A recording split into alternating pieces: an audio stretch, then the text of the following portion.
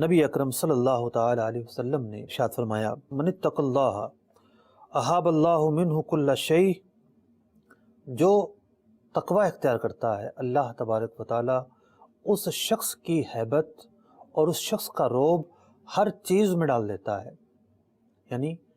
اسے ایک اعتماد حاصل ہوتا ہے، لوگ اس پر اعتماد کرتے ہیں، اس کی ایک ہیبت ہوتی ہے، جہاں جاتا ہے اس کا کام بن جاتا ہے، لوگ اس پر اعتماد کرتے ہیں، اور کاروبار دنیا کے اندر اعتماد ایک بہت ہی اہم عنصر ہوتا ہے۔ فرمایا گیا من لم یتق اللہ، جو اللہ تعالیٰ سے نہیں ڈرتا، احابہ اللہ من کل شیء، اس کے دل میں ہر چیز کا ڈر ڈال دیتا ہے اللہ تبارک و تعالیٰ، پھر یہ سب چیزوں سے ڈرتا ہے اور اس کا خوف سب چیزوں کے حوالے سے بڑھتا چلا جاتا ہے۔ یوں کہہ سکتے ہیں کہ بے قراری بڑھتی ہے، اس کا سکون جو ہے وہ ختم ہوتا چلا جاتا ہے، اسے جو ہے اس کے دل کی جو کیفیت ہے اس میں گھبراہٹ پیدا ہوتی چلی جاتی ہے۔ تو اللہ تبارک و تعالیٰ کا ڈر،